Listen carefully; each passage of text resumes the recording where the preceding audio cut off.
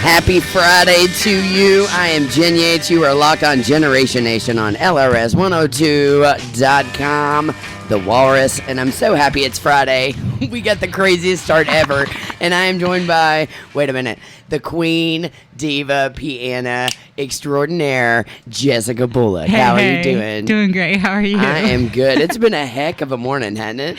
Yes. It was At least expected for on you. Friday. Yeah, for me, yes. We'll talk about that more off record, but I got a crazy start to my day, and then I got down here and the electronics are all going haywire, and it's just one of those days.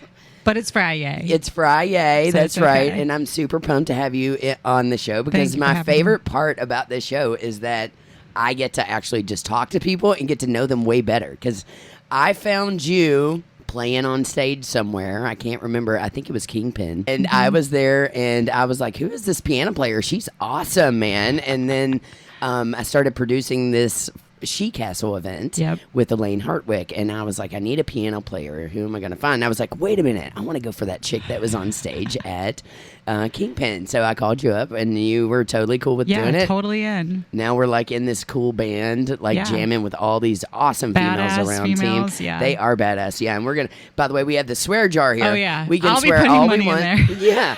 So we have a swear jar here at LRS, and anytime we say a cuss word, we put money in it, and then we donate it off to charity. If you notice, there's like a couple tens. Yeah, there's and already some money in there. There's a lot. I'll be putting some more in there. Yeah. So we encourage people to cuss because it's for a good cause. Of course.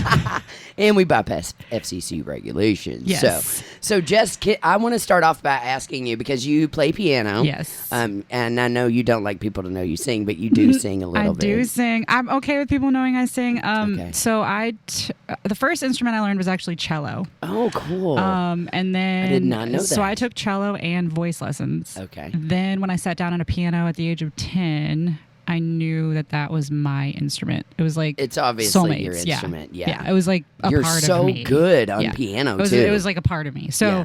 I started taking lessons in that, and I continued taking voice lessons. So yes, I can sing. You just I've don't always prefer it? just said that I'm a pianist. I don't know. I feel like I'm not as good of a singer as I am a pianist. So that's why. Well, you're a great pianist, Thank you. Especially to be your age. Thank and you. not only that, but I've gone back and watched a lot of the videos, and your background harmonies are awesome. Kick ass. Thank We'll put more you. money in the Yes. tip jar. They really are kick ass. I'm not Yeah. lying. You're really good, and I love you playing with Donna. Donna is such a great lead guitar player, and Selena, our whole She Castle band, which we just happened to name. That's what she said. Yeah. Which I thought was I funny. love that name. Me too. I do too. And we're As gonna. a fan of dirty jokes, I've said that quite a bit. Me too. And it fits with everything. Yeah. You can literally say that's what she said after almost anything, and Oh, it's hilarious. Yeah. absolutely. So I'm super pumped because we've got you all day. We're going to be talking about your influences.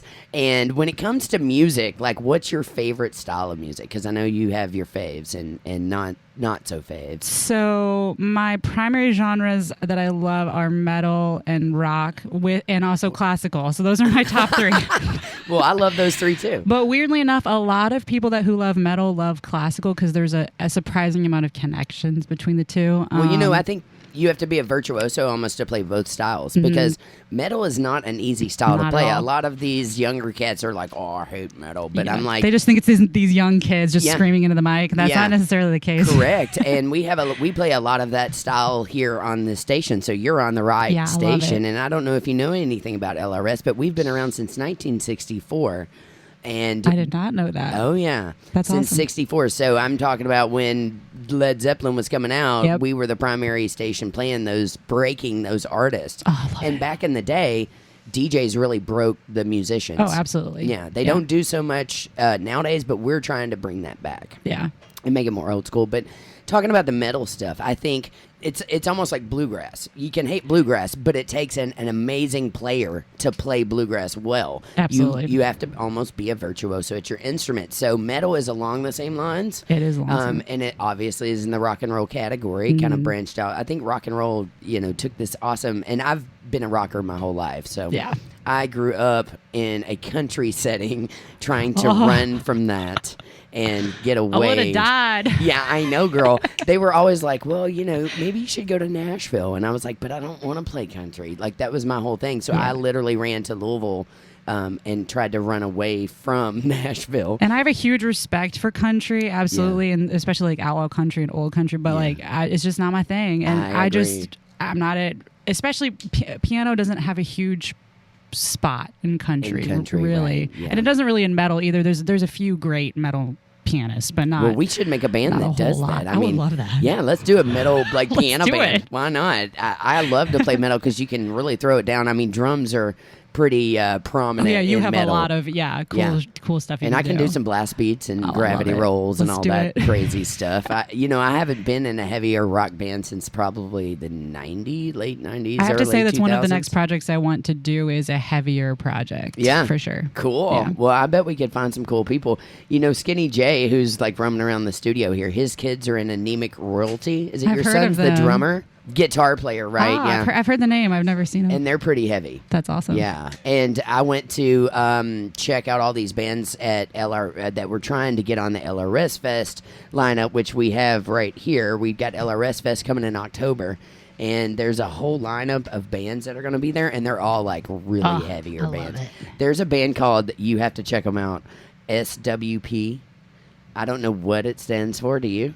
Okay, we're not allowed to say. We know what? Do we have to put? We'd have to put money in that. Oh, I can imagine what it is. I'm gonna just. What do you think it means, though? Well, I can guess what the P means. Yeah, me too. Maybe I'm trying to think about the W. I'm like SW. Either way, Yeah. they blew my mind because I literally, and this is what I love about the Highlands. I've been in the Highlands for 21 years, off and on, with a few stints here and there. And the Highlands is so diverse. Yes. I literally was like walking up the street. I'd stopped in. It was all dance music, and people were all groovy and chill. And I walk across the street, and then it's like nothing but metal. Because you went to tap room, right? I went to tap room. The kids are all there. I was there for a live remote with LRS. Yes. And this SWP band comes on, and they weren't the ones that took their shirts off, were they? No, yeah, that was the band afterward. Yeah, this guy had a wireless pack on his guitar, and he's all like, wow, and all the kids are going crazy. And I'm standing in the back like, holy crap, because I'm 41 now, and I'm just like, whoa, I wasn't expecting to see that on Bardstown Road, but that's what I love about it. The scenes are so different it's everywhere very you diverse, go. Yeah. Very diverse, and that SWP group was fantastic. And so they were like deciding on who was supposed to go, and I was like, I didn't get to see the rest, but that SWP band is who I would choose. He got up on the bar. I remember you was, saying that at coming rehearsal. down with a guitar like in your Yes. face, all mad, and just. I'll be there to see, because it's this fall, right? Is the performance? October? Yeah. I could have probably it get my you in. Yeah, I would love to go. Yeah, absolutely. And the lineup is amazing. I mean, it's everybody from. I'm just looking over the list here. The Atherton band is even going to be there. How cool is that? And Very the School of Rock is going to be there. I love that. Julius, who is like local favorites. Mojo Thunder was on that list too. Mojo They're Thunder, great. I was about to say that. I've seen them Boombox a few Poets. times. SWP, there's a band called Smut. Awesome. You gotta love that. Anemic Royalty, Despite the Fallen, Afterlife, Hyro the Hero, Royal Bliss, and Nonpoint. So, I mean, it goes on all night long until around midnight. So if metal is your thing, that's what you want to be at. Yeah. And you're on the right station because we're playing all that stuff. And I hear you're a big Muse fan. You told me that. Yeah. I am a big Muse fan. Do you have any favorites? I have a few. Okay. Well, we're going to play a lot of Muse today. Okay, cool. And it's perfect timing because it's the drummer's birthday of Muse today. That's Did you know that? I did not know that. Dominique Howard, yeah. Yeah, I know Matt, the pianist, is incredible. Yeah. So, like, a lot of what he does and the music has classical influences, and it's amazing. Yeah, it's Isn't it weird how the classical? We'll talk a little bit about that, but that's all musical genres cross over at some point, and most people get really pissed off when hip hop is invading country. Oh, I don't. I like it. I like the crossovers too because I do feel like. I mean, you've got to remember these kids, they've grown up and now they have YouTube and they can literally be influenced by every style of music. Yes. We could take 40s and mash it up with classical, or 40s and mash it up with anything. We could take 50s and mash it up with anything. We could take country and mash it up with hip hop. So nowadays, we could take classical and mash it up with metal. Why couldn't we? Oh, yeah. Yeah. Well, and he's amazing. And one of his classical influences is also a huge one of mine and my favorite classical composer, Rachmaninoff. So he uses a lot of similar stylings. Yeah. In his Tell me music. about him because I'm not familiar with So him. Rachmaninoff, Russian composer, has created some of the most prolific classical pieces for the piano of all time. Wow. My favorite song in the world, which is tattooed on my body in 2 spots, the first line of it, but it's the Piano Concerto No. 3 for symphony and piano. So what's cool about a concerto is the piano is a solo instrument playing with an orchestra. So there are 2 kind of different parts, and it's almost like they are communicating with each other throughout the whole piece. But it is, I mean, if you like classical, it's a 30-minute song. Wow. So, I mean... Didn't you go see that in Indianapolis? Yeah, like, I've recently? seen it twice. I've seen it here when Teddy Abrams conducted, and then Cool. I just saw it in Indianapolis again, and I cry like a baby. Really? I need to like get familiar. I'm so lost when it comes to that kind of stuff. It's beautiful. Especially if you're a pianist, I mean, it's beautiful. And it's probably one of the most difficult pieces of all time. Yeah. Well, I'm not a pianist, but I know my little notes and I know my little like Mary Had a Little chords. Lamb. Yeah, and I can do like inverted. If you can do now, chords, then that's like, yeah. I can barely do the octave though. My fingers are like, oh my gosh, how do y'all stretch your hands that far? It's just amazing to me. Well, and supposedly that's funny because Rachmaninoff also supposedly had a 2-octave handspan. Are you serious? That's like I'm not sure. It's sure like if a that's basketball verified. player having but like that's like when I'm a pianist, I've been playing for 20 years now, and I can only go like 1 or 2 over an octave. So wow. Yeah, and I can barely even get to that octave. I'm like 6 or 7 note span. You got this. I need to take some lessons. Well, we're gonna kick it in with some Muse just for you. I've got Hysteria. Yes, awesome. Yeah. Stay tuned. You're locked on to LRS102.com, The Walrus. I'm joined by Jessica Bullock, pianist extraordinaire. Stick around. You're listening to The Walrus, LRS102.com. Jess, you're a big fan of Muse. Big fan of Muse. Yeah. Yes, indeed. And we're going to play a lot of them today. I'm so happy. And we were just talking about Tenacious D. I'd almost forgotten about Tenacious D. Because we were talking about Jack Black and School of Rock and Tenacious D. I don't know a lot of their music, but like 2 of their songs I grew up with, like just singing. And Which 2? Tribute and Wonder Boy. Oh yeah. I used to have to cover the greatest song in the world. Yeah. Yeah, and there's a bunch. I don't know. My ex roommate, who I had a band with called The Confessional. We used to cover a lot of their stuff, and she was a huge Jack Black fan. And then I went on to get to see them at Bonnaroo one year, and it was hilarious. He's great. Oh, he's amazing. Yeah. Man. Yeah, and people don't know how good he's actually a really good vocalist. Like I don't know if you've ever heard him sing like the Star Spangled Banner. He sang it before like a sporting event or something. He's a badass. He's badass, and he's funny. Very as hell. funny. Yeah, he can act just as good as he can actually sing and everything. Yeah. So tell me a little bit. I want to talk about musicals with you because I know you've done a lot of musicals. Yes. And that's something we bonded on. And what is your favorite musical? Do you have a favorite, or that I've done, or favorite period? Favorite period. Let's go with favorite period. It's probably one that I've done. Well, actually, favorite period. Some of my favorite music was in Bonnie and Clyde. Believe it or not. Oh wow, I've never done that one. I'm not familiar. Some great music. What style of music is Bonnie and Clyde? It's like that old style, like swing style, and like 20 whatever, 20, cool. like 30. Yeah. Yeah. More and another one I did was called Nice Work If You Can Get It, and that was all Gershwin songs. Oh, so wow. that was fantastic. Very technically difficult, but that was fun. No wonder you're so dang good. Gosh, on I all love these pop songs. like Jesus Christ Superstar. Me too. That's a bucket list for me, and I've never gotten to do it, but I know as pretty a much drummer, every song. you'd love that. Well, at this point in my career, I'm like, I've done a lot of musicals, and they always take up like a month of your life. Do. Yes, at least. Absolutely. Yeah. Yeah. So at this point in my career, I'm like, I only will do certain ones. And I've got a whole list of like a top 5 that if they ever come around and I can do it, whether it pays good or not, I'm going to do it. Hedwig is one of my all-time favorites. And I have yet to do that one. I have not done that one. Do you know anything about that one? I mean, I know like very little. Yeah. Can I educate you on that? Yes, please do. Because I would love to hear more about it. And I have a great story about it.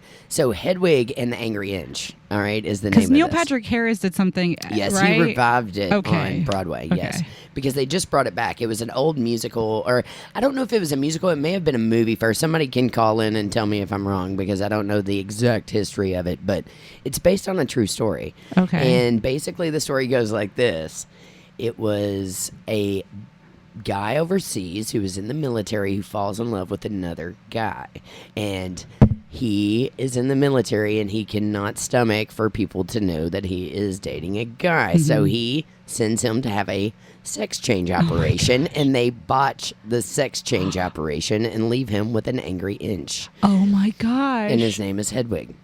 And he's a musician, and he writes all these songs, and then he's very angry because he looks like a female, but he's got these parts, right? And it's a very, risque, taboo-y type story, but I really related to it. I really loved this story. So then he's writing all these songs, and basically his songs get famous, but this little kid comes through and takes them and makes them famous and steals them from him. So when he's out on tour, then Hedwig goes and he stands in front. It'd be like if the guy's playing the Yum Center, then Hedwig would go stand out front of the Yum Center with a PA and play his songs and be like, "He stole my music," right? Oh my God. So there's this whole story. And when I was a kid, we used to actually have like the Blockbusters, and you still had the VHS cassette tapes. So I would walk in, and the cover of Hedwig is, the logo is the same logo as the drum set, Ludwig. And that's how I knew, because the L's and the G's combined. Yeah. And I would always stare at that, and it had this gorgeous, like, kind of male looking like a female character on the front, and I was always so obsessed with that cover. And then later on I started watching the show, and then several years, maybe 10 years ago, I go to New York City. I'm playing New York City with a rockabilly band, and I get to stay with this lady named Penny Arcade, who I had no idea who was. Gosh. I know, and she's a big performance artist and a big producer and a big artist. She actually hung out with Andy Warhol. I feel like I've heard her name or seen her probably have. name. She's pretty underground, but pretty famous too. But okay. I spend the night with her. She's given me a place to stay, and she starts telling me about this story of Wayne County, her friend, who ended up being Jane County, who ended up being written. The whole Hedwig story was written around. Oh my God. And I'm like, holy crap, crazy. you know who they are? And she's like, yeah, that's a real person. Oh my God, that's awesome. So the music is real, hardcore rock and roll. You would love it. Yeah. Hedwig and Angry I need to check that out. Yeah. I mean, obviously I'd heard the title and knew it was a musical, but I didn't know. But I'm really in the mood to do something hard. I want to do something like that, or I would love to do something dark, like Sweeney Todd. Okay, Jekyll Sweeney and Todd. Hyde, I've done both of those. Yeah, I have not done either. Well, I've done Sweeney Todd and Jekyll and Hyde. I got hit with blood splatter every night, which was fun. But Sweeney Todd was my all-time favorite that I've done. And John Austin Clark hired me to do the drums on that. And I had to do a lot of that's where I brought my MIDI in. Yeah, I had to do a lot the of the MIDI stuff. sounds. Yeah, but Sweeney Todd is awesome. And what's his name? Sondheim? Oh, yeah. He is obsessed with bird sounds. I was telling LaVon Fisher-Wilson this when she was in, because she wants to do one of his pieces. And I said, she wanted to do Into the Woods. Okay, yeah. And I was like, did you know that Sondheim is obsessed with bird sounds? And she was like, no, I didn't. And I said, well, as the drummer, we have to trigger all those sounds and make those sounds. And it's either the drummer or the keyboardist. We do a lot of that MIDI stuff too. Yeah, I know. And I've got my machine, and it's got all these different bird sounds on it. And I just remember having to trigger those non-stop during Sondheim pieces. For Matilda, I had to trigger a scream, like a human scream. I love it when stuff and like that nails happens. And different things. Yeah, it was funny. I love that stuff. But I also enjoyed playing Newsies. That was a great musical, and we took that to Nebraska, so I got to go to the Nationals. Yeah. What part of Nebraska? It was in Lincoln. Okay. Yeah. I've gotten to play Lincoln. We were at the University of Nebraska. Yeah. Cool. There's a bar there called the Zoo Bar that I got to play when I was out on tour. Yeah. There's nothing in Nebraska really. Yeah. No, nothing. I stayed at at all. a little teeny and tiny the drive hotel. there is the most boring drive in the world. It is. Yeah, that drive is into the Midwest. You kind of it's just a bunch of those. My whole thought of Iowa is nothing but those cables that just run along the side of the road. Just flat ground and cables. The only other memory I have is the world's largest truck stop, because you see signs for that everywhere. That's the only thing going on in the Midwest. That and corn, I love it. But I will say this. I met the coolest hippies in Pomeroy, Iowa, and if they're listening, I hope they are, because they used to be on tour with the Grateful Dead, and they used to tie-dye for them. Oh my God, that's awesome. They had hired us to play just some little teeny tiny, and I'm looking at it on a map, and I'm playing Pomeroy, Iowa, and they're like, where is that? And I'm like, I don't know. I don't know, it's not here on this map. It says population 200, right? And we pull up, and it's this teeny tiny square, and it looks all run down, and somebody comes to open up a warehouse building, and I thought, what? Where are we? And they opened it up, and it was the most immaculate, little club with tie-dye everywhere. And I just remember, like, by the time we started, it was like almost 1,000 hippies were there. Badass. It was badass. I love it. It was that's cool. And it was pouring down snow. And I can probably say this, but they were smoking weed out back. And I'm in the stage, like, it literally was on the floor right in front of the door where they were smoking. So, like, it was coming through. I think we all got contact buzzed that night. It was just nuts, man. Some of the things you experience when you're out on the road is really, really interesting. But if you ever get a chance to stop through Pomeroy, Iowa, yeah, we'll do so. I got some cool tie-dyers around that area. That's funny. That are on my Facebook. That's awesome. And they pay attention to everything I do, you know. And they're always like, "Please come back, please come back." So if I ever get a band together, we'll have to go you need back to go. Iowa. We need to go back. Let's go. We'll hit that world's largest truck stop on the way there. Yeah. Love it. Yeah, so again, about the musical stuff, we were talking the other night at band practice about how they write the craziest little taglines in there for us to pay attention to as, you know, as musicians. Have you thought about that? Do you have any crazy stories about, what was the one you were telling me about? One of them was for the first musical I ever played. Okay, I'm the rehearsal accompanist at Floyd Central High School, and they have an incredible theater program. Right. Incredible. A rehearsal accompanist means I go to the rehearsals for like choreography and stuff, and I play. I'm the live pianist there. So these are all Gershwin songs, so they're incredibly difficult. And I'm thinking, this is this is the first musical I'm doing. Are they all this hard? Yeah, they aren't. But one of the songs in that musical, the metronome marking. So when it tells you how fast to go, it said, "Bat out of hell." Like, that's how fast I need to go. But how would you know how fast that was? Because I think mean, it gave a metronome marking, but it was incredibly fast. And then I'm curious now. It was like, literally. Oh, I see what they're saying. Not the song "Bat Out of Hell." No, like you have to play it like a bat out of hell. Because I thought "Bat Out of Hell." I thought the song for because you know, being a rocker, I like knew that song. I was like, Meatloaf fast. I actually took a picture of the other one that I saw that I thought was funny, because I'm playing All Shook Up on the Jefferson River stage with the River Pops Orchestra. Yeah. And one of the songs called for "Sexy Rockabilly Rumba." I love that. Ooh, that sounds really hot. I know. Now I want to hear the piece. Yeah. What is a sexy rockabilly rumba? Well, whatever. It was great. I mean, whatever it was. I wasn't playing in the beginning at that point, but it's funny. But I think I told you this, but one of my favorite one of my favorite musical markings was, it literally said, "Literally hit everything in sight."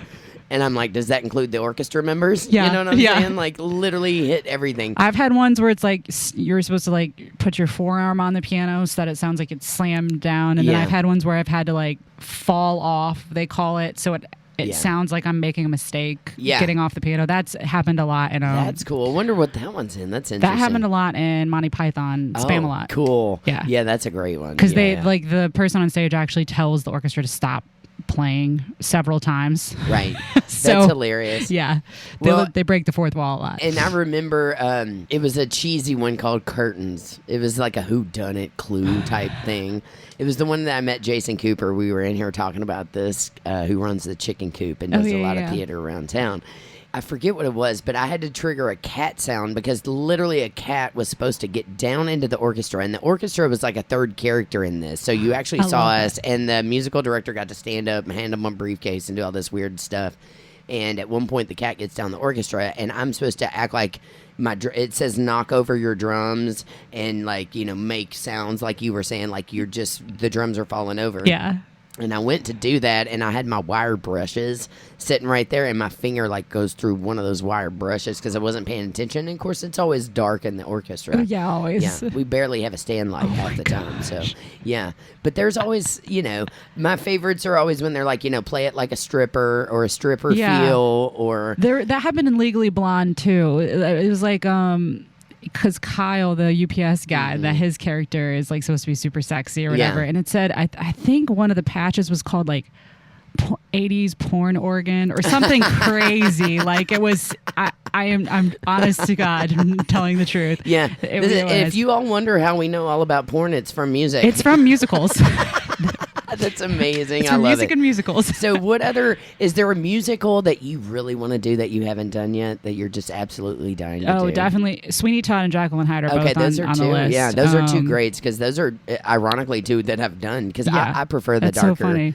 I do like too. the darker stuff. I love the music. I like macabre. I like dark stuff. Me too. But I also love the rock and roll stuff. So the Andrew Lloyd Webber pieces. Rent, I did twice. See, It's Rent, like, I haven't done. Yeah. I've done, like classic ones like My Fair Lady and The Wizard Les of Oz. Mis. Did you do Les Mis? Les Mis, I have not done. Oh, I know girl. that musical well, but I have not done it. I would guess it's probably awesome for a pianist, but for a drummer, I mean, it Not was so it was much. good. But I'm telling you, by the second rehearsal, I was already over That's it. also a long show. That's what I was saying. It's like Yeah. 3 hours long, or My maybe Fair even Lady's really long, 3.5 too. or something. But yeah, by the time you've done the 13th show, you're just Yeah. like snooze fest. And it's way different playing for like a rock opera or something like Jesus Christ Superstar, where you're pretty much playing the whole time. Exactly. Rather than something like My Fair Lady, or that has lots of scenes in between. Yeah, So there's a lot of exactly. downtime. But Yeah, I prefer the ones that continue underscore. me too. Because I was telling yesterday Sean Wallace this. I was saying I was telling Dan Schender this of Drum Talk TV. I was saying that I have a hard time staying present in this physical realm. So I started going to therapy many years ago, and my therapist said, you have a hard time staying present. And her recommendation was that I start doing musicals because you have to read a score nonstop. Yes. And if it doesn't stop, I mean, you have to stay present, because if you don't, you're lost. Mm-hmm. And you can't get lost in those things, because if you're lost, you're like completely behind. There's you know what I been mean? once that I didn't start on time. And what happened? Thankfully, it was a scene change, and it was not all that important, and like other orchestra members were playing at the same time. So Yeah. it wasn't like they missed me, but I don't know. It was just like one of those things that usually I am very present, especially during a musical. I'm very like focused and stuff. But Well, you're a musical director. You kind of have to yeah, be, you know. and also I'm at all the rehearsals, so I know all the cue lines, like everything. So Yeah.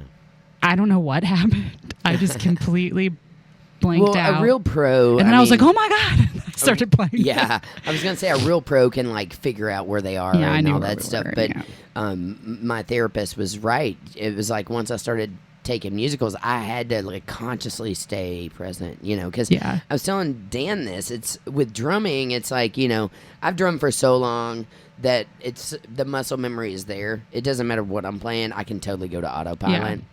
And I have to make a really conscious effort to stay, like, you know, present while I'm playing and not go to autopilot. Because I studied some books on voodoo Haitian drumming. Yeah. And that's interesting. Yeah, it's very interesting. It's very dark too. You would love it. But there are drum beats and drum rhythms that can put you into trance-like states. Hence, it's very therapeutic for a lot of people. If you think about sitting around a campfire and you got the hand drums and you're like, ooh, you know, it's easy to zone out and go somewhere else. For me, it's really hard to stay present. But, you know, like when we're playing with Sherry Edwards, there's a part there that if I don't count, then I'm going to miss it in that the Bonnie Raitt track. Yes. Real good thing. Yeah. So in that one, again, I have to consciously make an effort. Okay, Jen, you're staying present. You're going to count during this. I'd be interested to see if there's like a higher, percentage of drummers who can't say, because you guys have very technical parts. Like I have always admired drummers, but also as long as you know the groove, typically you're okay. Like you don't need to know individual notes. You don't need to know what key we're in. Right. So I wonder if but then I find myself sometimes I will be playing and I could be sight reading something or anything, and I literally look at these little tiny black dots. And I'm like, how do I know this? It just like because you've done it so much, it's muscle memory. Yeah, I guess, or it's always just been like I know this language somehow, and I don't know. Well, I'm always fascinated by. I was watching our video from we did this Proud Mary little video last night, and you're just like complete. Like I'm like, how do you do that without even looking at your keys? You're just your hands just know where to go. Yeah, they do. Know? It's just after years of playing, and I also like train myself to do that. So a lot of students now you'll see like stare at their hands, and that's something you automatically do because you want to know like where. Yeah, because if I don't, I'm gonna miss a note. Yeah, right. But now I guess over I said I'm playing for 20 years, which seems crazy, but I just know the instrument. It's like it's part of my body. It is. I can tell that because when I watch you play, it's just like you're just having so much fun, and you're just like. Plus, not Proud even Mary is a looking. good one. I played that one with the Sirens a lot, like when I was in Southern Sirens. So I know that song. Yeah, There's only in like and 3 or out. 4 chords. Right. Like you can do a lot of riffing and ad libbing with that stuff. So yeah, you're really good at ad libbing and riffing. I've gotten better. Yeah, yeah. This classically trained girl really was good. not good at that at all. Yeah. Originally. Which is, I always find it interesting because I've worked with a ton of musicians in my day and a lot of great piano players and, players across the board. But I find it interesting when I work with classically trained people. You kind of are outside of this box. I will give you that. Most of the classically trained musicians that I've worked with, they're very in their little box. Yes. They're very technical, almost too technical sometimes. They're very anal, I will say, Yes. usually about certain things. Oh, absolutely. And if I just ask them to jam, they're just like, huh? You know what I mean? Yeah. They don't know how to do that. Now, if I work with the other end of the spectrum, the creative, and by the way, it's always very hard to get those technical people outside to do the creative side. Yes. But it's almost like, and I've really studied this with the people I've played, it's almost like their brain is so in depth with the classically trained stuff and theory that they can't just write a 3-chord pop song. Mm-hmm. You know what I mean? Yeah. Because it's way too, like, It's below, too simple, yeah. right, below where they think.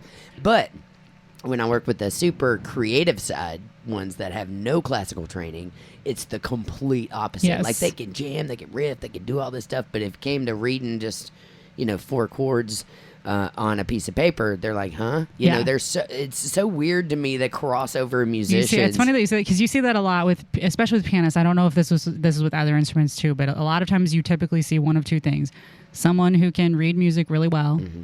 and is more technical, or a person who can play by ear. Right.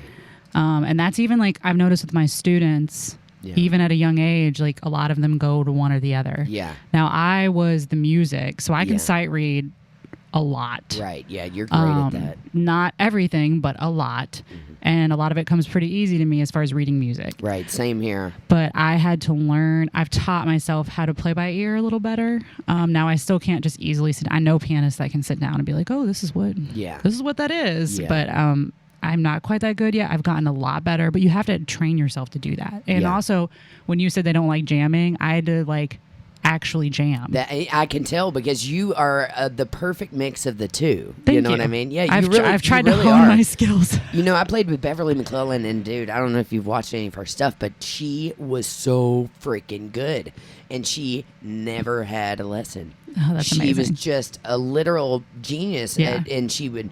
I mean, her piano skills were mind-blowing good. I mean, I would sit and that's why I wanted to record her every day because she was so just good. to listen. And her vocals on top of that. I mean, vocals were her strong point, but she grew up playing piano, and she played by ear completely, and she never, ever, ever did anything the same twice, and she loved to improv, and she never made a set list, and, she just was the complete end of the spectrum that I was used to working with it because I was in orchestras and theaters and stuff like that, working with all these classically trained people.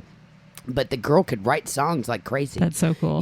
Where I was working with classically trained people who it was like pulling teeth to get them to write one song, So it's so interesting. I think you do have to have a mix of the I think two. so too. To be completely successful, I think so. Unless you're literally like a professional pianist who's playing for orchestras and stuff, then obviously you can do your classical thing. But I think it's good to have a mix, and it's definitely helpful to be part of a band. Absolutely. Because I will say, when I was in a band, that helped, the jamming and stuff, and just being confident enough to try some stuff. Yeah, you know what I mean? exactly, Just try some stuff. I thought it was interesting when we put the She Castle band together because Selena had mostly been in the non-cover music scene. She had really been in all the original music scene. Donna had been in a little bit of both. but a lot of the cover band stuff. And then you come around and you're kind of classically trained, but also had been in bands, so you're kind of right in the middle of that road. Yeah. And then I come from a background where I grew up just playing rock and roll and being in jam bands and stuff like that. But I also was really trained because I played saxophone and clarinet in March. I didn't know that. That's awesome. I had no idea. Oh, I started on clarinet. Actually, very cool. Well, I shouldn't say I started on clarinet because I literally came out of the womb playing drums because my dad was a drummer. He put me on a drum set when I was a little kid. Tiny, And then my mom was taking me to his gigs when I was in her womb. So, I mean, I literally was hearing drum beats, and I don't have any memory in my head without a drum set around. So my youngest, memory at 3 or 4, I had a drum set around. So, that's awesome. But I did that, and I was playing all this like rock and roll was out, Edgar Winter's Frankenstein, and all this like classic rock stuff. And when I went into band, because where I'm from Adair County, so I don't know if you know anything about Kentucky marching bands, but Adair County is the most winningest marching band in the state, and I did not know that. We've won more state championships than even Lafayette, and Lafayette's band director came from Adair, so it was like where I was from. We were just a double A band. We're only 60 people, but the marching band was more important than any of the sports. I love it. Yeah, and it's a small town, and my father was in the marching band, in the 70s or whatever, 60s, 70s, and they had been winning state championships since the 60s, since they came around. And when I was in there, we were winning. It was like the 10th year consecutive championships or whatever. It was very competitive. And so we went on to march all across the world. Bands of America, we won national championships. Like, I got to march, on the Capitol in Washington, D.C., at Disney World in Florida. Like, we did all this really cool stuff. They've marched in the Macy's Day Parade. So Adair County in Kentucky is like one of the most famous marching bands. So when I came to Louisville, everybody's like, "Where'd you go to high school?" And I was like, Adair County. And they're like, "Oh, we hated you," because we would always win. We were undefeated the whole time that I was in. Wow. And so our drumline never lost, and all this stuff. But anyway, long story short, the band director, when I went into band, he didn't know I'd been playing drum set for a long time, and he wanted me to play clarinet. Well, I was pissed off because I didn't want to play clarinet. No, you wanted to play drums. I was like, I want to play drums. And he was like, no, I want you to play clarinet. And I kind of thought it was a sexist thing because there was all kinds of guys he was letting play drums, but not me. Yeah. So at the time, I was really frustrated. I think my dad went down and was like, no, she wants to play drums. And he ended up making me play clarinet, which I was really frustrated about. But I locked myself into a room after that, and it gave me this determination that I was like, oh, no, I'm going to prove him wrong. If I'm going to play it, I'm going to... Yeah, so I would lock myself in a room and practice for hours and hours and hours just to prove him wrong. I settled to play clarinet, which now I love because I learned to read melody lines, and then I played bass clarinet for a long time. I said first chair. It's awesome. Yeah, and then because the clarinet's fingerings are the same as a bari sax, I got to play bari sax and went on to college to do that. But in marching band, I was in the pit. So I got to do marimbas and timpani and drum set and all this really cool stuff. Yeah. So I'm thankful now for him, although back then I was like, and I talk about this in the Women Drummers documentary film. Back then I thought it was discrimination, but thank goodness for that because he instilled in me this fire that was like, no, I'm going to prove him wrong. Exactly. And one day he walks in, I'm playing drum set, and then he was like, hey, how about you play drum set in the pep band? Which is the band that gets to play at all the basketball games. And so I went on to do that. That's awesome. Yeah. And then I went to college at Campbellsville University, played pit there. But, I can still read clarinet and saxophone, and I play a little guitar. I know most of my first position chords. That's a great skill to know how to read. I can play basic piano. Yeah, I play a little bit of everything, but drums are really my forte. Yeah. So, at the time I thought it was discrimination. Yeah. So have you ever experienced any kind of discrimination being in this musical field as a female? Not really, other than like we were talking about this yesterday in band rehearsal, but like it tends to happen. I don't know if this is necessarily discrimination, but it tends to happen that when you are a bad bitch, I'm just going to say it, I'll have to put stuff in the swear jar. When you're a bad bitch and you are great at what you do and you're a female and you know that what you're worth and you know what to ask from people and you speak out about things, you are often called a bitch and you're crazy and you're just mad about stuff. Oh yeah, me too. Me too, by coworkers, by bosses, former bandmates. And it's funny because males in the same position, and I know this because I've been around them, males in the same position will be called strong, confident. So they'll get these like very it's complimentary terms but connected to them, but women it's like shrill, she's negative, she's this or that. I'm pretty stern when it comes to stuff like that because I grew up obviously being out in a very small town, being called names since I was young. I've literally been punched in the face for just being gay. I can't even imagine that.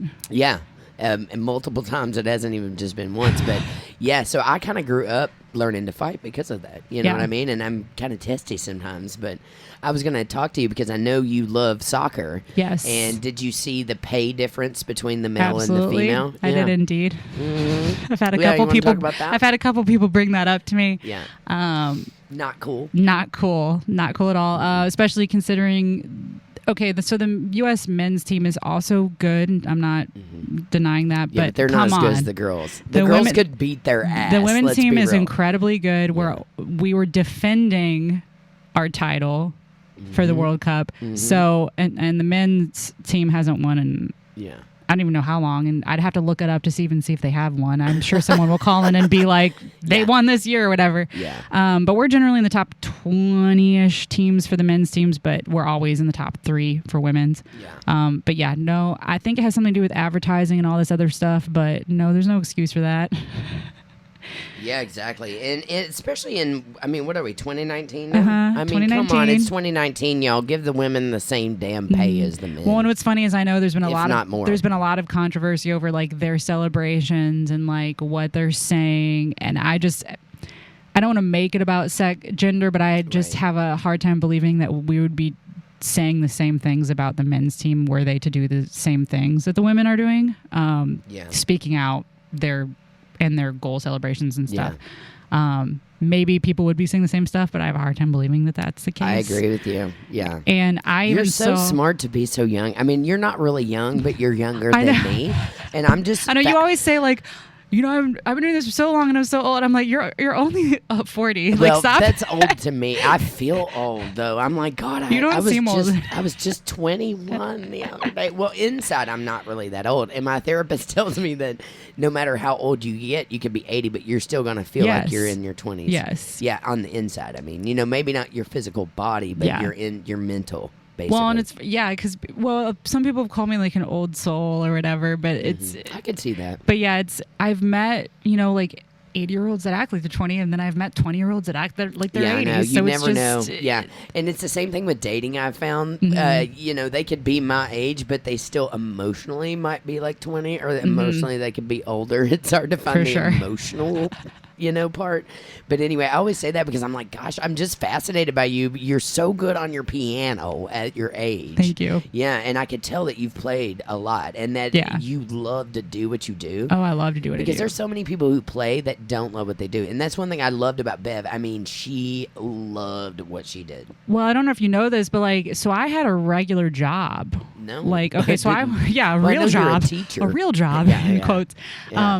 Yeah. I went to school for business. Like I auditioned at places for music, and then I decided 17-year-old me was like, Jess, you're going to get burnt out on music. You're not going to want to do this. Right. So I went to school for business. I have a double major in finance and marketing. I had no idea. No wonder. You're very smart. Yeah. Then I was in like the actual workforce or whatever, and then some stuff went down in 2015. I got some like really bad news about I'll just say I wrote a blog post on it too, but I got the news that I have Huntington's disease, which means what's that? So it's a neurological disease that they haven't found a cure for. A neurological disease. Yeah, so interesting. There are physical and mental symptoms. It's very rare. I knew it was in my family. My dad has it, so I knew I had a 50-50 chance of getting it. So I actually got like a genetic test and like found out. So I found out in 2015, and then like the next year I was like, F this job, like F this, like I'm gonna do what I love, right? Yeah, I'm gonna do what I love. So I quit my job, and was just like, it'll work out. You know what though? I was so worried. Oh my gosh. I didn't go back to college until I was 30, and I went back and I got a computer degree because I was worried what's going to happen if this doesn't work out, this music thing. And so, people always say, go ahead and get a degree just in case. And I have one. And Donna Bivens was talking about the same thing. She did the exact same thing. Yep.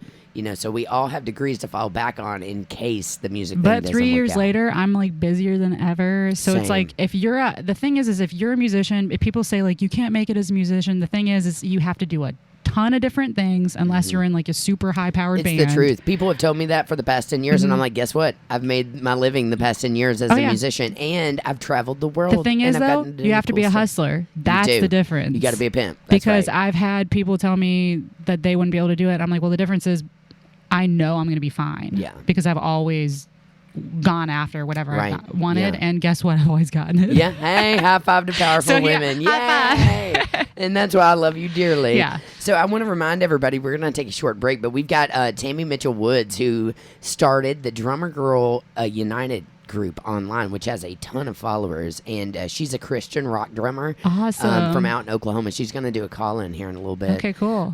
So we're going to check in with her. All right, you're locked on to Jyneration Nation on LRS102.com, The Walrus.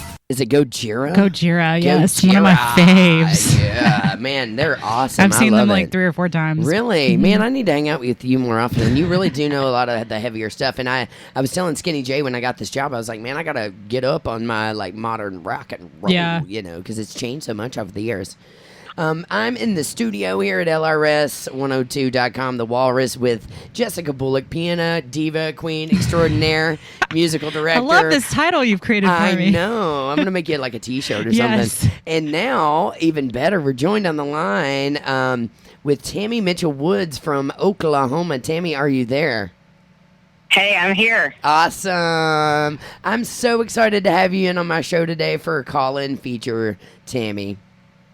Thank you so much. I'm happy to be here. Yeah. So I've been following you for quite some time now online, and you just seem like the sweetest person known to humankind. You really are. Well, thank you. Yeah, and you're an awesome drummer, and I really get a kick out of listening to everything that you do and all the videos you put up, and I thought it was so cool that you created the Drummer Girls United. I've got my T-shirt, you know, and all that groovy stuff. That's right, yeah. Yeah. In fact, I need to make you some more videos. So, Tammy, tell me a little bit, just let's educate our listeners on, you know, what you do, how long have you been drumming, how did you get into drumming? Okay. Well, my mom is a pianist, and of course, so she wanted me to take piano, and probably I was playing when I was 6, 7, 8, and I just didn't like it. I didn't enjoy it. I didn't understand it. It just didn't make sense to my body. And so after a couple of years, she finally let me drop that. And then my grandfather, he was a guitar player, really good guitar player. So he bought me a guitar, and he got me some lessons for my birthday, and I took guitar for about a year. And again, it just didn't make sense to the way my body wanted to approach music. I didn't like it. It didn't feel right. It was just really uncomfortable for me. But then when I would watch people play the drums, you know, on TV, this was back in the 70s, I guess, that made sense. I knew exactly what they were doing. It made total sense to me, to the song. And I told my parents, if I got a drum set, I know I could play it. And they were like, girls don't play the drums. We're not going to get you a drum set. You've already quit these other 2 instruments. And so at about 12, I decided I was going to just buy my own drum set. So I mowed lawns all summer and saved up about $60, bought a crappy little drum set. I love it. Although now I know it wasn't a crappy drum set. It was a Ringo Starr type Ludwig. Wow. And I taught myself how to... You bought it for $60? I did for $60. You got a steal. I did get a steal, and the guy had wanted to get rid of that so he could get a blue Vista light. So he was just ready to get rid of it. I still own a blue Vista light. Right. That was the big thing, you know, back in the 70s. I guess it was about 76, maybe. I still play mine now. So, yeah. Well, they have a really unique sound, and they have such a cool look on stage. Well, you know what? A lot of the sound guys have told me that they are the best sounding drums for outside live Really? events. Okay. Yeah. That's what I've been heard, because they're loud drums, because they're acrylic glass and they're not the normal type, and they're see-through. Obviously, they were first, some of the first to be see-through back in the day. And obviously, John Bonham of Led Zeppelin made them very famous with his amber ones. Right. But yeah, no, I've had multiple professional sound guys tell me that those Vista Light kits are the best kits for outdoors, because they're loud drums, and when they mic them, they just are incredible. They're booming, yeah. They're a great drum set. But that's how I started. I bought myself the kit. I taught myself how to play over the summer, at least a little bit, and then to get into 7th grade band, I would have had to have played in 6th grade band. So when I signed up for 7th grade band, I told them, of course I played 6th grade band. I didn't. And of course, I know how to read music. I didn't, but so I I love just kind of. So I just watched the other guys in the drum line, what they were doing as the music was rolling by, and then I tried to copy it, and that's kind of how I learned. And so that's how it started for me, is just kind of lying my way through and making sure that I got a spot, and then just, forward ahead, I had to learn how to do it, and that's where it started anyway for me. That is amazing. I love your story. I had no idea. That's great. So basically, you were not telling the truth about what you knew, and then you ended up playing drums because of it. I was like, isn't that the first thing you do to be successful as a musician? I wasn't going to let that one little thing be the obstacle that kept me out of band. I love that. Well, kudos to you, because you're a freaking amazing drummer. Thank you. Yeah, and you've gotten endorsements and all kinds of cool stuff, and you're kind of like a Christian rock drummer, right?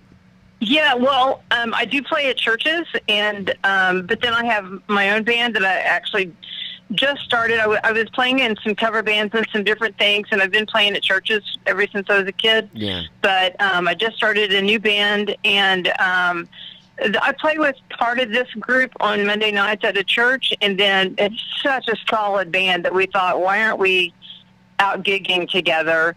And I knew a singer that she had been in my last group, Beacon Drive, and so we just kind of married some of the pieces, and now we're a new band called Beautiful Chaos, and we've got an awesome set list that we're going to be putting together and be out gigging here pretty soon, and so it's just going to be a whole lot of fun. These are amazing musicians, so I really can't wait till our first gigs roll out.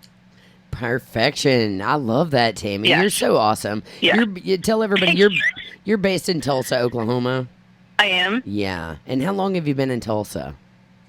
I grew up in Muskogee, so I'm an Okie from Muskogee, true. I love that. Which is, about 45 minutes away, and so I moved to Tulsa area in Broken Arrow. It's out right outside of Tulsa. About 18 years ago, and I've been here since then. So, yeah. That's where I am now. I've actually been to Tulsa several times, and if I'd have known you really? then, I would have. Yeah, because I worked in television for Warner Brothers for a long time, hence all my video work and my editing skills. Okay. And they flew me. We had a sister station in Tulsa, and I flew there to learn the Avid editing system. And I used to date a girl in Fort Smith, right? Yeah, and which is about an hour away from here. Right, and I got an animal. Okay, so I was out there on, listen to this. This is a fascinating story. When the internet came out, and I'm sorry, Mom, if you're listening. When the internet first came out and you could date online, I found this girl online that I really liked, and she was in Oklahoma. Muldrow, I think, was the name of it. Muldrow, yeah. Muldrow. And so I got on a plane, and I flew to meet her. And I bought a dog while I was out there in Stillwater, Oklahoma, which was a little Yorkie. He was my favorite little Yorkie ever. And me and him got on a plane, and we're flying back home on 9/11, 2001. And I was on a plane coming from Oklahoma to Memphis.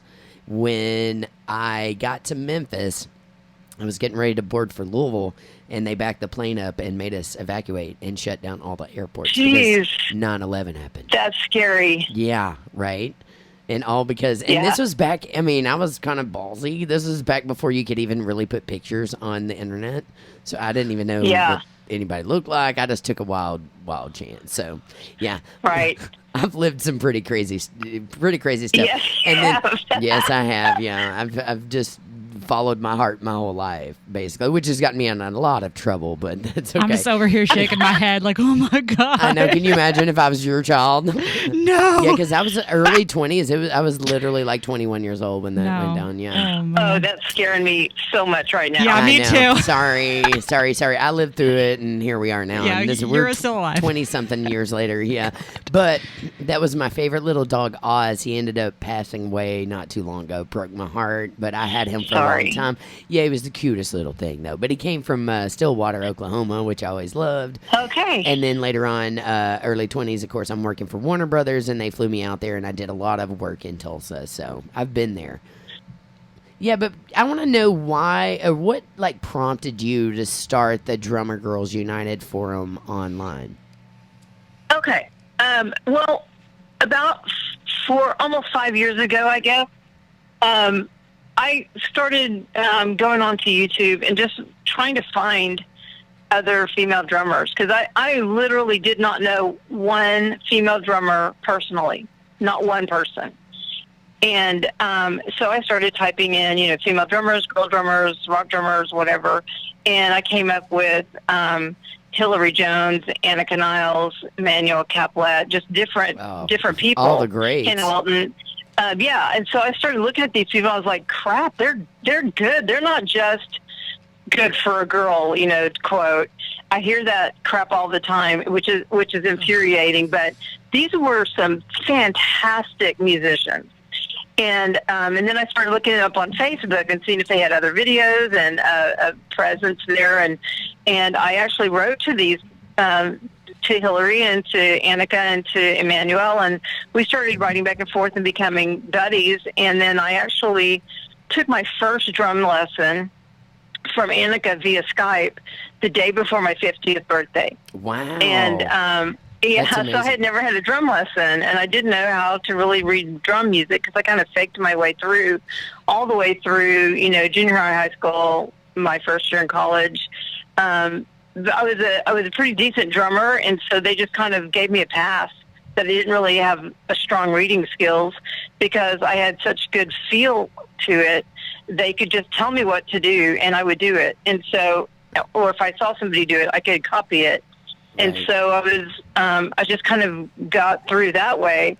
And so I started working with Annika a bit, and then I hired Emmanuel to teach me some things, her direction. And so anyway, that's kind of how it started. And then I thought, wouldn't it be kind of I'm typing to one person, then to another. Wouldn't it be great if I had them all in one place on Facebook, so we could all share ideas, and I could see where they were going to be touring, and we could talk about lessons and different things, just like a group of us. We could talk about what we're all interested in, which is, everything drumming. So I created this group and started adding my female drummer friends, and then they started wanting to add their female drummer friends. And then I started looking for female drummers on Facebook and in different forums and invited them to come. And now, we're 1,200 strong, about 65 countries. Mm-hmm. And daily, I'm getting more and more and more people asking to be part of this group.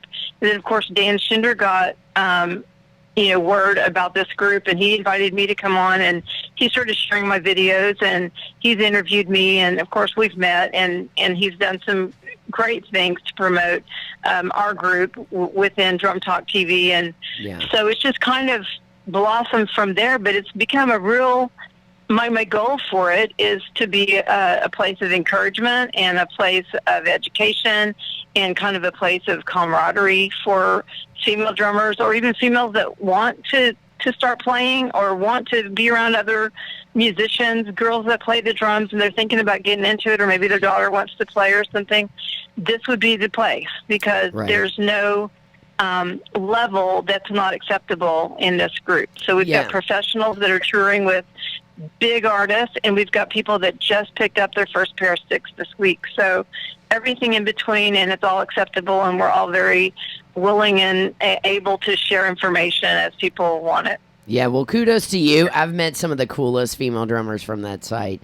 And, of course, I'm always posting my drummer cam videos when I'm out playing, and just my, memories will pop up of things that I've done. I always share it in there. And then next thing I know, just yesterday, one of the younger female musicians reached out to me behind the scenes and was asking me questions about teaching, and what my opinion was about her doing this or that or whatever, and they'll ask me questions about technique or reading a piece. A lot of people reach out to me because I read so good, because I've been teaching for 12 years. And I Right. mean, you know, I'm like 20 musicals deep, and I've always read music, and I can fly through reading drum set music. My sight reading skills are like off the charts. So a lot of people contact me about reading a piece or reading a snare piece or something like that, and then I always make them a video, thank goodness for technology, and then be like, this is how Right. you play it, and then send it back, and then they're always like, wow, thank you so much. You know, I always try to, you know, network online, and thanks to you, I can do that. And not only that, but I wanted to ask you another question, because you have actually met Viola Smith, who is like one of my idols. And there's I love her. There's a famous picture of you online with Viola, and I'm like, how was that? Yeah. Because I talked to Dan Schinder yesterday, and I was telling him, you know, I'm on a book, a women drummers book, and it's all about her basically. But I've never met her, but I send her birthday cards every year telling her thank you for everything you've done for women in music and women drumming and whatnot. And you know, how was meeting Viola Smith? Because she's historic. Yeah, she's an amazing person. I'm friends with Carl Newman, who is the nephew of Bill Ludwig. And Carl and I were PMing back and forth on Facebook, and we were talking about different drumming things, you know, just as we all do. And he was saying, hey, have you ever heard of Viola? And I said, well, Viola. absolutely. How to say She's Viola? like, Is it Viola? well, I guess, you know, Viola. Kentucky. I called her Viola. She didn't correct me, so I don't know if that's right or not. But Love that. But he said, have you ever met her? And I said, oh, my gosh, that's a dream of mine, but I figure I never will. And he said, well, you know, if you're coming to the NAMM show, she's outside of L.A. about an hour. Maybe I could set something up. And I was like, no way. And he said, let me make a few phone calls. And I said, oh, my gosh. So he had done an interview with her, and I've seen it, and I've commented, and I guess that's how we started talking about it. But he called me back, and he said, I've set it up. If you can go on this day at this time, she wants to spend the afternoon with you, and you can have lunch with her and talk. And I said, oh, my gosh, I was floored.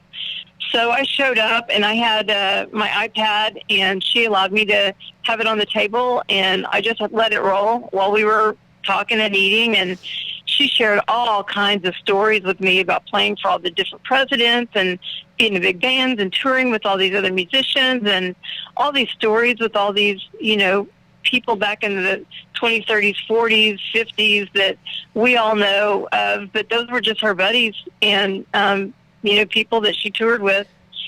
It's incredible. And then a lady that I guess is her assistant, she brought out a stack of papers for me that she had copied, just kind of her story in her own words, and she had it typed and gave it to me.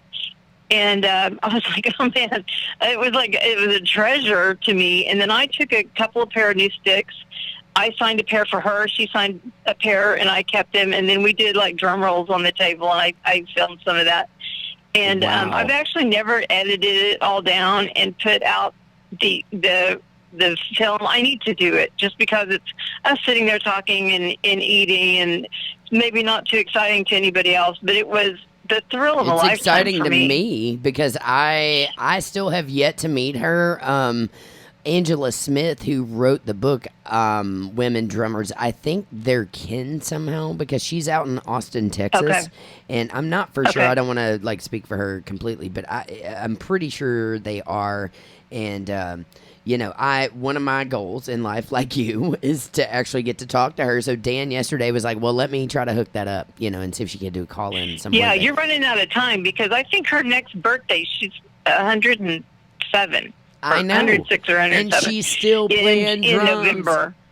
Yeah, there's Yeah, I was looking online to try to find her famous video. One of my favorites is, and I can't pronounce their name, but it's is it the Cauquettes? Is that how you say it? yeah. The Cauquettes, Yeah. the famous video of her drum solo. And, you know, I try to teach my students this. A lot of people don't know. The drummers were usually the band leaders back in the day. They sat right up in front, and the whole orchestra and singers were behind them. So Right. she was, like, at the forefront of that, and I call her my shero. Because she's a pioneer. If you saw the way she had her drum set set up, I mean, we didn't see insane. Other drum sets come about like that for years. Correct. After that. And in fact, Dan couldn't even remember what the name of those drums are. They look like little taiko drums, like the Japanese taikos that sit on the side and you hit them with the sticks above your head. She always played with those on each side of her, which was really cool. And I'm looking at the video right now here. Ingenious. It is ingenious. She was with Gretsch, and she was also with Ludwig. Yeah. I know she was with both of those for a few years. She was with Gretsch first, I believe, and then she went with Ludwig. I think that's how it ended up. Yeah. Yeah, and I tell you what, it's a dream of mine, and I know I'm running out of time. I'm trying to get to her before she gets any older, but every November, I think her birthday's in November or October, I always send her a happy birthday, Viola. I love you. Thank you for doing everything that you've done. November, right. Thank you for doing what you do for women drummers and being a pioneer, because she was really getting some flack back in the day. You know what I'm saying? I mean, women were supposed to be home with the kids and doing all that stuff that you do, and she was like, nope, I'm going to go play drums and be one of the best female drummers of, humankind. And she was amazing, yeah. Yeah. So no one like her. Do you have any other idols? I'm sure you do, growing up. Were there, because, I mean, I don't know how old you are, and I'm not going to call you out on radio, but... Oh, that's okay. I'm 54. Okay, 54. So I was born in 65. Okay. So... when you were growing up, obviously we didn't see a whole lot of females. I mean, I know that I only saw Karen Carpenter and Sheila E. That's all I knew about. Did you have... Yeah. When I was a junior or senior in high school is when the Go-Go's hit it big. Yeah. And so that was the very first female drummer that I had ever seen. Hey, I had never seen anybody else play. I want to tell you this, because I don't know if you've been listening to our show, but last week I had Alice DeBurr on, who is the female drummer for Fanny. And Fanny she was the first female drummer. They had a second female drummer named Bree Howard, but they were out in L.A., and they were the first female band signed to Capitol Records ever in the 70s. Rock and rollers back in the day when you weren't supposed to be. And they helped get the Go-Go's their career started. And she managed the Go-Go's. Yeah. And then I had Janet Robin on yesterday, who is my lead guitarist in L.A., and she studied under Randy Rhoads of Ozzy Osbourne, who wrote Crazy Train and all this really cool stuff. Wow. And she was telling me, she's great friends with the Bangles and a lot of those go-go chicks, because she grew up basically on, Sunset Strip out in Beverly Hills and Hollywood, playing her whole career. But she went on to tour with Lindsey Buckingham and Meredith Brooks and all kinds of really awesome players. But the Go-Go's keep popping up here on this station. But I was a big fan of them too. Yeah. Yeah. What about the Bangles? Because, Debbie and Vicki Peterson, the sisters, they started the Bangles. And I don't know if you paid attention to them too. For me, it was the Go-Go's. And then, I found out that Karen was my favorite singer back in the day. But then then I realized she was a drummer, and she wasn't just a drummer. She was an amazing drummer. She studied under Hal Blaine of the Wrecking Crew, who basically played on every TV show, and Sonny and Cher and the Beach Boys. Yeah, all those tracks. Oh, he's a legend. Oh, yeah. Super legend, yeah. Yeah, so, they were the two that I guess would really be my heroes back then. Yeah. Well, that's super rad. I only had, guy drummer influences, Bonham, and I just loved everybody. I was a classic rocker, so I liked all the rock and roll stuff. Obviously, if you're a drummer, you gotta love that stuff. And then as I grew older, I started to get into Bernard Purdy, Steve Gadd, James Gadsden of Bill Withers. Gosh, there's so many. And Tony Williams. Tony Williams is one of my all-time favorites. Of course, he was with Miles Davis. I was talking about, he is so good. He was like a virtuoso when he was a kid. And if you watch his videos, he is so good. You don't even know where his count one is. You can't even figure out what he's doing. And I'm one of those drummers that anything I hear, I can write it out by hand in notation.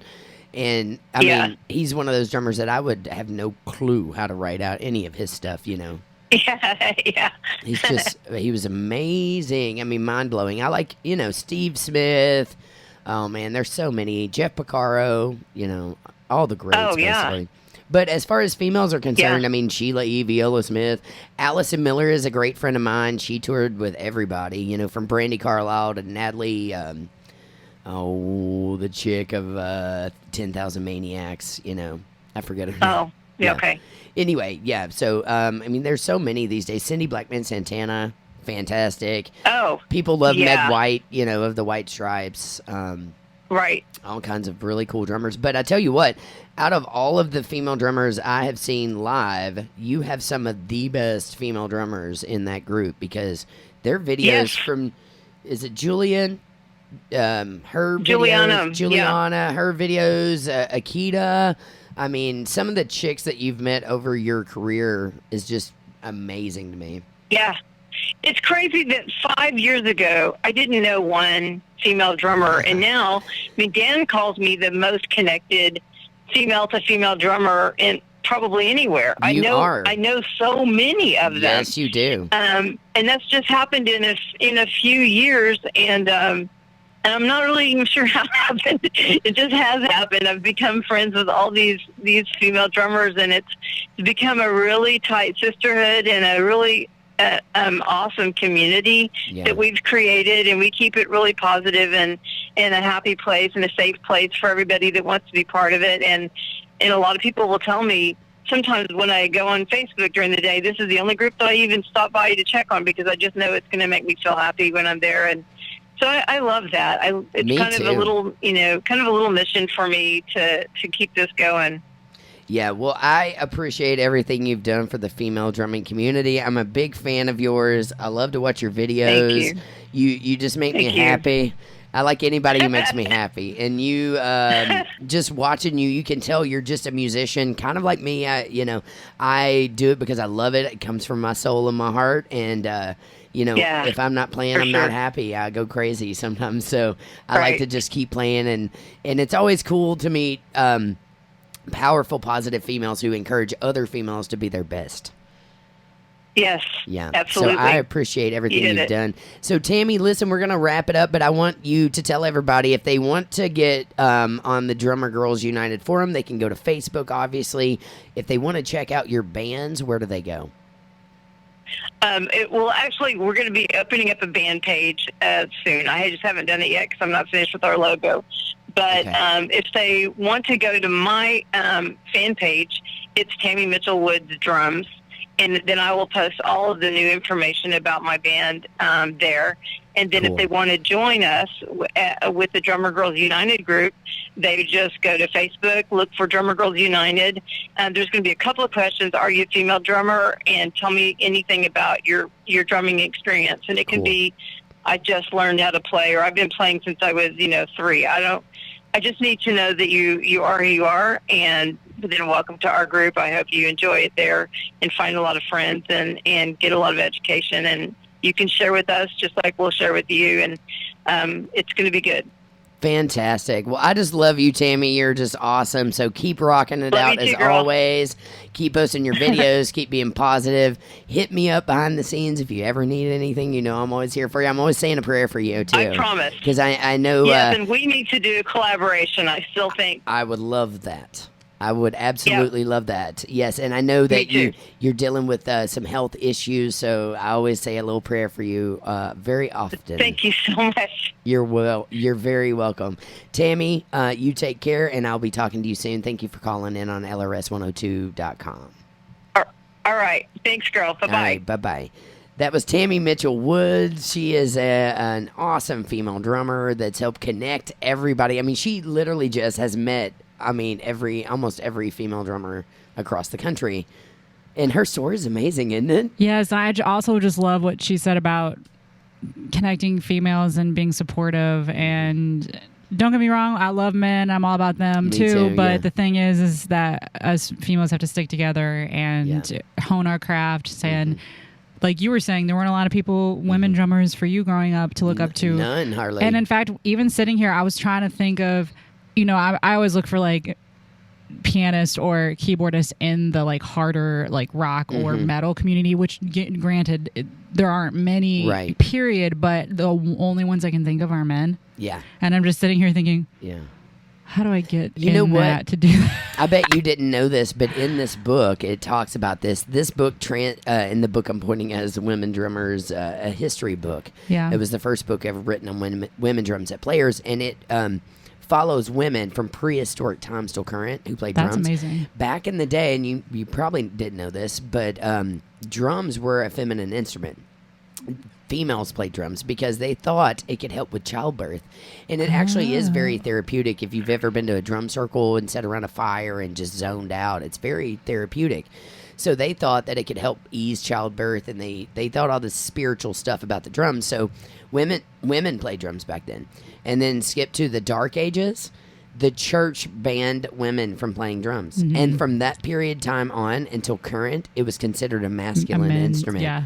Isn't that interesting? Yeah. That it was a feminine instrument at first, and then interesting. Because of the church, it is now considered more masculine. So interesting. We're trying to change that back. Yeah. And be like, no. And this documentary that's coming out in September, which I'm featured in, which is awesome, is going to talk about that.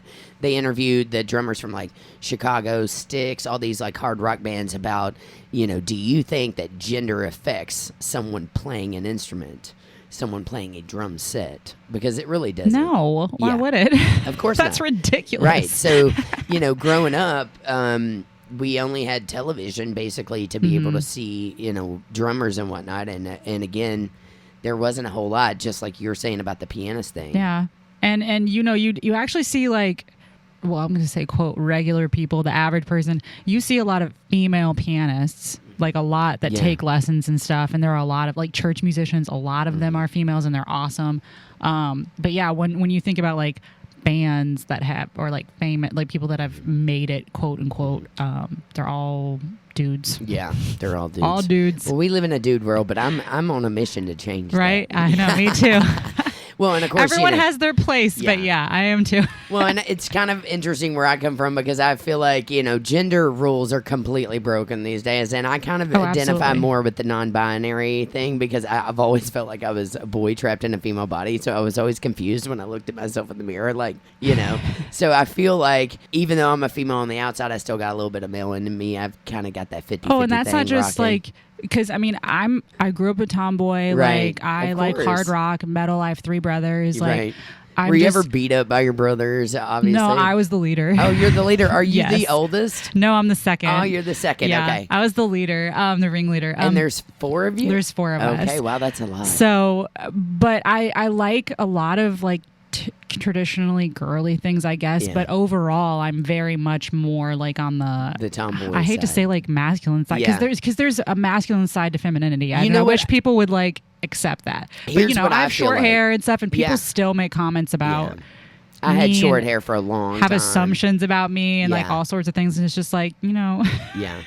Well, I'm still confused at why guys look at me and think I'm straight. I'm like, don't I look like I'm not? Because I'm not. And I'm not. I don't want interested. you, Yeah, dude. Yeah, exactly. It's like a challenge. I don't know what it is when you say that I'm not interested, but it's like a challenge yeah. immediately that they're like, Oh, then they I want have you to even get that. more. Yeah, and Yeah. then I'm like, yeah, good luck. they're with like, that. I'm gonna change your mind. Yeah, exactly. You're not. Trust Just me. love it. Yeah. Yeah. So what I was going to tell you, though, is I totally think that everybody born has both masculine and feminine I sides, agree. because every guy I know even has somewhat of a feminine side in some form or Oh, fashion. absolutely. Not saying they're going to dress in a dress, but I No. mean, they might have a more feminine side when it comes to like their emotions Yeah. or something like that. So I Well, definitely that's- think that we're yeah. kind of born with a little bit of both, and we just identify with one or the other. It just depends on what it is. You Yeah. know? Well, and that's interesting that you bring that up, because I've been reading this book where it's all about like vulnerability and like sharing your emotions with people, and that in order to have a successful life, you have to be able to open up about things. And like traditionally, that's been a more feminine thing. Right. And this woman that had wrote the book, she's done a lot of research on both males and females, and it's been amazing the number of men who can be vulnerable, but actually a lot of women in their lives aren't accepting of that. A lot of fascinating. women still and I'm a total girl's girl. Like I'm you know all about women's rights and stuff. But it is amazing that I have noticed that some of the more traditional like females don't want their men to be vulnerable because that's like they want them to be a man, strong. And men are, and I think a lot of men, especially like younger men in the like 20s and 30s now, they're really struggling with that, with wanting to be more. Yeah, I think a couple years ago they had that big emo period, and it was way more. I've noticed this with the students I teach that are like 18, 19, 20. They are definitely, they're painting their nails now. Yeah. They're way more emotional. They're wearing the guy liner, I call it. I mean, I kind of love that. Well, and that's the thing. It's like, it's okay for anyone to be vulnerable and share your emotions and get down and dirty in that sense with someone else. And that's the way you connect with people. And that doesn't need to be just like a girly thing to do. Yeah, I agree with that. Yeah. So, it's well, and nowadays real, it's very interesting. Girls are pretty tough. I mean, I myself have a hard time opening up emotionally to someone, but it's only because of my past. But I'm just. Well, I've the thing always is, you have been to be more picky about who you open up with. You don't just open up with anyone. You open up to a trusted few. That's the difference. Is you don't just want to blabber about it to anyone. Exactly. Yeah, and I've probably opened up to the wrong ones, if you know what I mean. So it kind of got burned a little bit, and then you don't want to do it after that. You're like, oh, I don't want to open up to them. But as far as most of the strongest females I've known have been much more powerful than a man. No offense, because I know guys can be super strong, and I've been around a lot of awesome dudes. Yeah. And I'm more of a chick who hangs out with more men because I just like dudes. But at the same time, women can be super strong. I mean, let's be real. I've had really several conversations even with men, and like we'll be talking about it. It's like women are going to take over the world, and even like the men are saying they kind of are. Like 2020, the year of the female. I mean, I can't tell you like how many badass females I know in this area. Exactly. And I don't want to like make it something like I can't name a bunch of like badass dudes. You know what I mean? Yeah. But I see like women anywhere. Like, I work out in the gym, like in music, everything. I can name so many women that are just kicking ass. And yeah, I mean, and politicals. Yeah, watch out. We're going to take over the world. You know what? And I've said this to a couple of other guests, but once I saw a female run a music festival, that's the moment that I was like, yeah, women should run the world. Because I had been to Bonnaroo's and all these other festivals. Well, when I went to the Women's Run Festival, and this is what encouraged me to have the idea to start She Castle, actually. Yeah, because when I met my Bev, I was the house drummer for an all-women's music festival in Michigan. And it was literally playing in front of like 10 to 12,000 women. And I went there. The porta potties smelled like roses every day. Imagine that. They fed you 3 times a day. You didn't have to pay for food. They had childcare. They had nurses stations. They had, if you were sick or injured or you needed a massage, they'd give it to you. And my favorite part was somebody dropped a $20 bill on the ground, and somebody put it under a rock and had a little note that said, whoever dropped this is your $20 bill. Oh my God. And that $20 bill stayed there the entire week. Now, you tell me, what other festival is somebody going to lay a $20 bill under a rock and it stay there for a week? And I have to admit, I'd be the person that picked that up and be like, too bad. No, but, and then but I see what you're saying. Yeah, you go to Bonnaroo and it's like, good luck. You're not going to have toilet paper in your porta potties. As far as you can't shower, logistics it's and too details, nasty. like they're not going to feed you. The food prices are off the charts. $20 to $25 a meal. $10 a drink. Everybody's kind of rude. It's like, and once I saw that, I was like, wow, women should run the world. For it's real. funny that you say like people are kind of rude. Like, so I've been to a bunch of like rock festivals and like metal festivals. So like, it's funny because people think like rockers, like we're all like hardcore. We like yell at each other. You know, we're all like mean. But the thing is like I've been near mosh pits and people are crowd surfing, mosh pits. People are doing hardcore dancing, all kinds of like violent stuff. Yeah. But the thing is like one person falls. And they have about 50 people going to pick up that dude or that chick, whoever's doing it. Yeah. And it's just funny. It's like, that's the kind of stuff that happens. It's like in the moment, we're all like hardcore and rocker. But then when something happens, it's like, what's up, dude? I'm so sorry. Are you okay? Well, I was going to tell you, good look at a country music festival. I've never been to one. Well, don't. You won't catch me scary. It's scary. They're all like screw off, and they're rednecks, and, no offense, because I come from Redneckville, and I consider myself Kentucky Simple myself, Can you imagine me in a cowboy hat? There's no way. No, and by the way, just for anybody who's listening, I'm actually playing the Kentucky Motor Speedway. As soon as we get off, I'm going to play a NASCAR race from 8 until midnight. So if you're up near Sparta, come check it out. Yeah. But yeah, it's so interesting, the difference of music festivals. And if you think about rock and rollers, I mean, it really started back in the day with the Grateful Dead and stuff like that. And those were the hippies, man. They were the original hippies.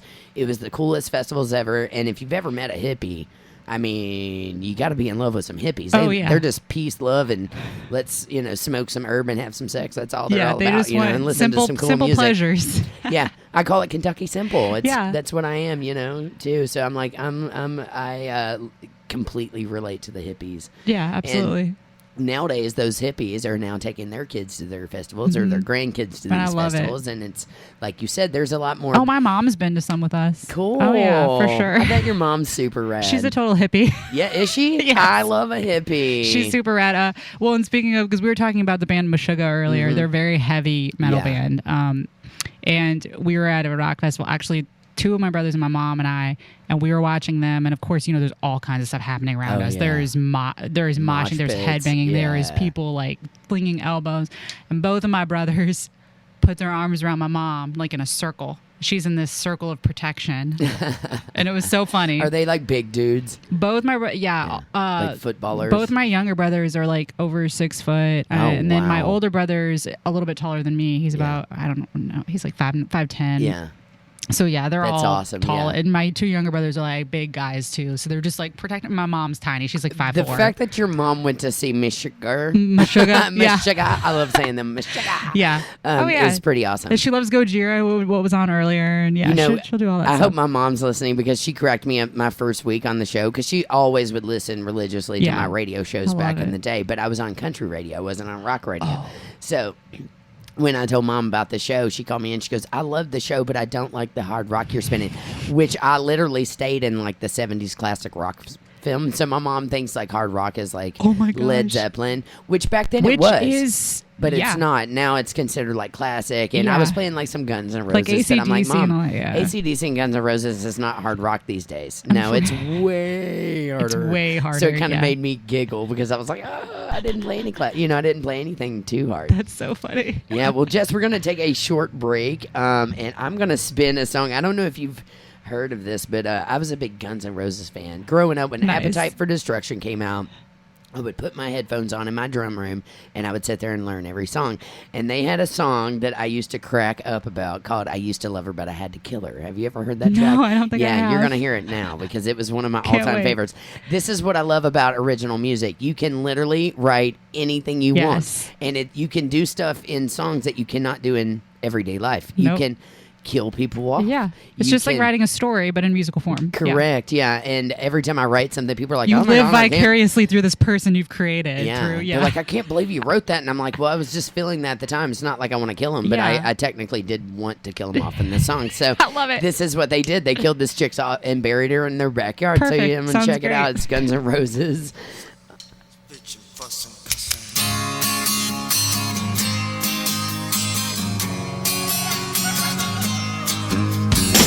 What do you think about that, Jess? It's I used to love her, but I had to kill her. I loved that. That was incredible.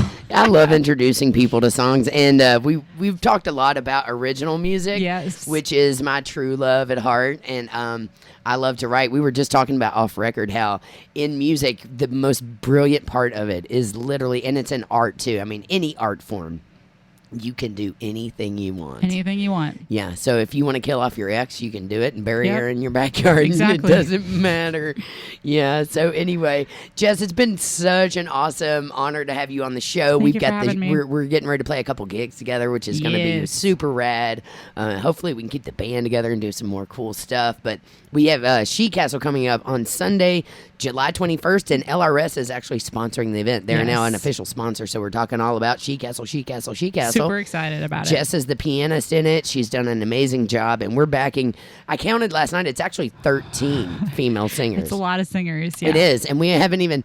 There were like 2 sets, I think, that we didn't even have to learn their set 2. We learned like what, that. 31 songs or something like that. Something crazy. It was a full night. Night. So if you want to check us out, you're gonna have to come to Air Devils. It's to benefit charity. It's $10 at the door. All proceeds donated. Me and Jess are in the house band. That's what she said, but don't cha.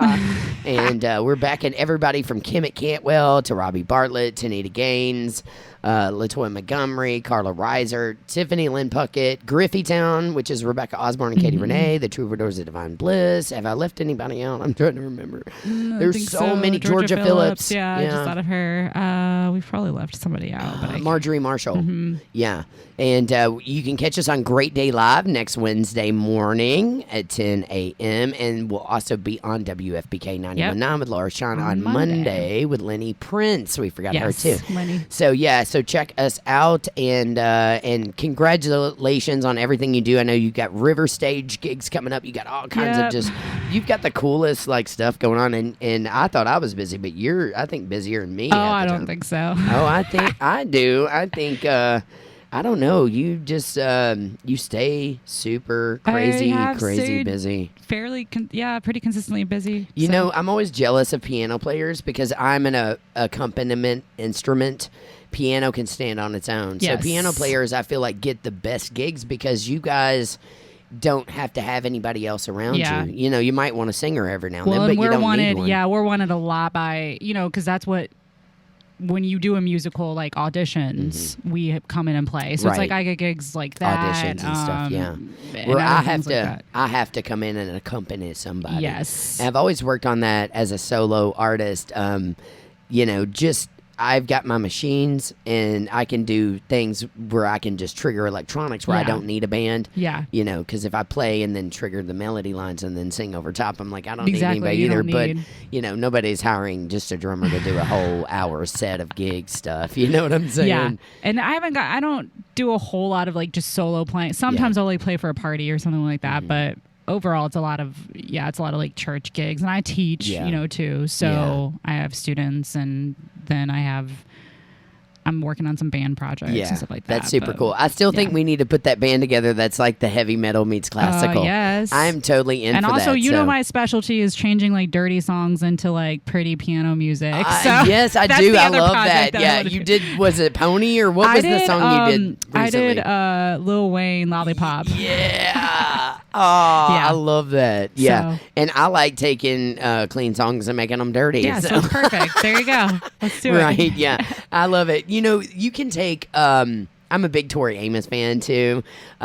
You can take anything rowdy and make it beautiful on a piano. Oh yeah, you really can take metal music too. I've done some Ghost stuff and System of a Down. I remember her taking the Nirvana "One Smells Like Teen Spirit" and making it this most beautiful piece of artwork, or just on piano. I've done Korn too. I love that. So. I'm gonna come up with some dirty songs. You need to do Little Kim. Shoot it at me. Yeah. I don't want D tonight. I'm not gonna say it live on air, but I used to rap that one all the time. And Old Dirty Bastard. Yes. Got your money. I don't know if you know that one, but man, you need to do both of those. Yeah.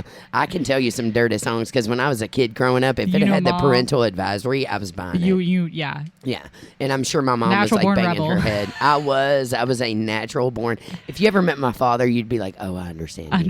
He was a total outlaw. Yeah. I love it. And I was just raised. The Yateses are a pretty rowdy group down in Adair County, and love them dearly. But they're country outlaws, and I just kind of grew up with that fiery side to me. That's awesome. And then, of course, in the '90s, it was all about teenage. Not angst. Teenage, but I was in my 20s, but. It was all about all the women were coming out, the women rockers, the Tracy Bonhams, Mother, Alanis dropped her, she dropped her Jagged Little Pill record. There was all these angsty females, and even back then I was in love with Sarah McLachlan, but she hadn't gone real pretty yet. She was openly bisexual, and she was writing these really dark songs. So when she started, it was really dark, and then she kind of got poppy, and then had big hits with that. After she had kids, she started writing all this beautiful stuff. But before kids, she was writing this really dark stuff. So if you ever listen to Fumbling Toward Ecstasy or any of those old records of hers, she's a great piano player, and I was just in love with her. Listen to a whole lot of her. I need to. I'll send you a couple things like behind the scenes that are more the dark stuff because I liked all the dark female stuff, and all the angsty stuff. Fan. So when that was coming out, I was like, yeah, I'm there for it. Yeah, heck yeah. And I'm always a sucker for a female that's like got more of the metal-y side to them because even Janet Robin was talking about that yesterday when she called in. She was in a band called Precious Metal in the early 80s, and the only other female bands that were ever around before them were Vixen, which is like a hard rock, like 80s rock and chick group that was more on the heavier side. And then before them, Fanny, Fanny and the Go-Go's came out after them, and the Bangles came out after them, and then it kind of got like lighter and lighter and lighter. Yeah. So it's rare to see like a female metal group. Oh, yeah.